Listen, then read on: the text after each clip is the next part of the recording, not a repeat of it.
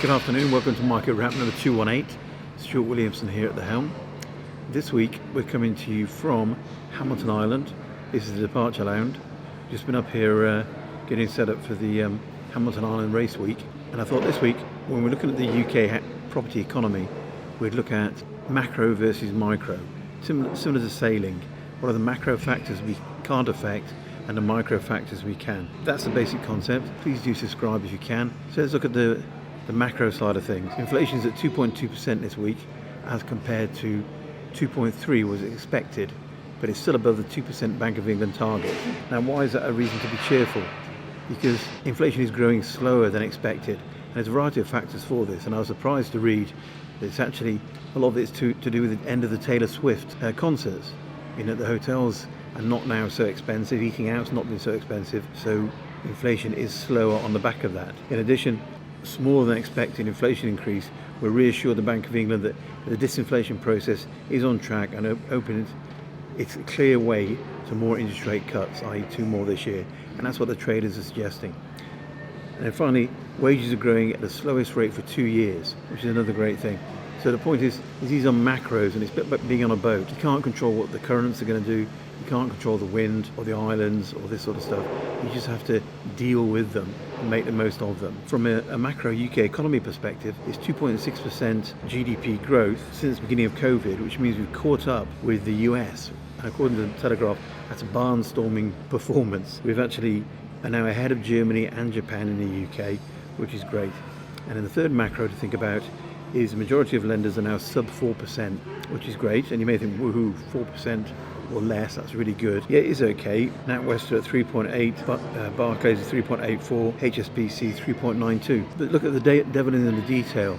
It is always a really big thing when doing mortgages, is that, you know, the minimum deposit for HSBC is 40%. The fees they've got in there on top of the brokerage fee are nearly £5,000. You know, and offshore is going to be greater. So we can't deal with that. So how can we can't change it. So what can we do? As expats, we're lucky enough we have to put bigger deposits down. So think about that and then work out, okay, if I put a bigger deposit down, how quickly would it pay itself off? What is the benefit of doing that? Now, other macros that are going on out there, mortgage approvals are just below pre-pandemic levels. Okay, that's quite positive. Nationwide says a 2.1% house price increase by July. First time since September 2022.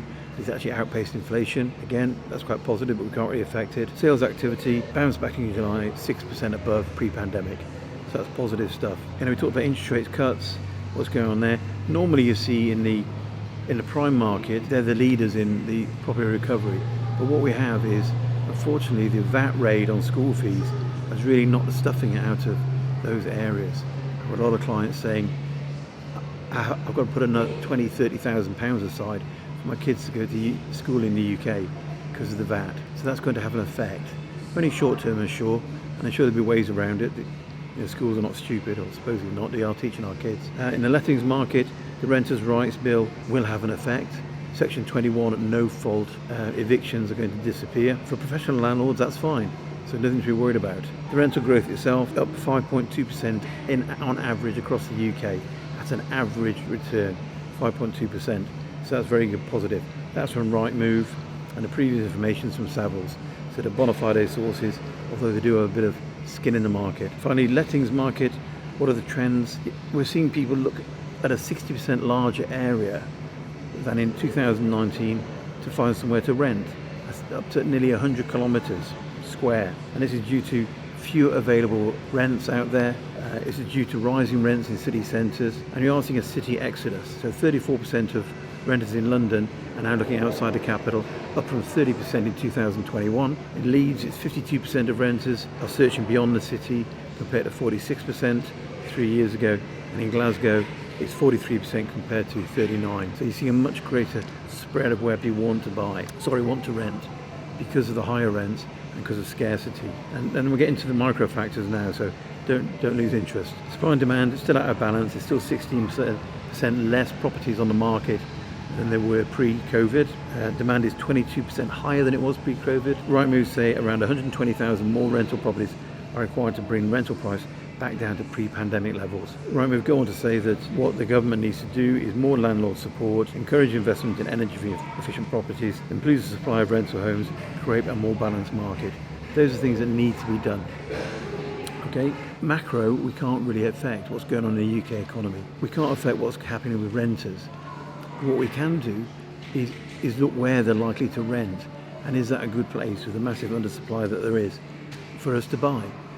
And so it's a bit like when you're out yachting, looking for the wind shifts, looking where you can take advantage of the smaller aspects of it. And that's a crucial part. And so look at what you can affect. A bigger deposit perhaps. That's a great thing to think about. The right level of property purchase. Don't go buying something £450,000 with a huge garden. It's not going to rent for the same as something with 2 bed, 2 bath in a city centre. So the micro are things like people looking further outside cities. So instead of buying in Birmingham centre, say you buy up north, 20 minutes out of the town. Instead of buying in Manchester city centre, say you buy 20 minutes out of town. It's worthwhile to consider these things. And also commuter locations, commuter cities, commuter towns rather, where are good places to buy. So it's micro is negative to positive in the UK at the moment. Macro is all positive. It's a good opportunity in the UK according to the UK market. So that's it from APW Towers this week. I hope you enjoyed that. Apologies for surroundings. It is Hamilton Island Airport after all, and it's not the most exciting thing. Can't even get a cup of coffee. So thanks very much. Do take care.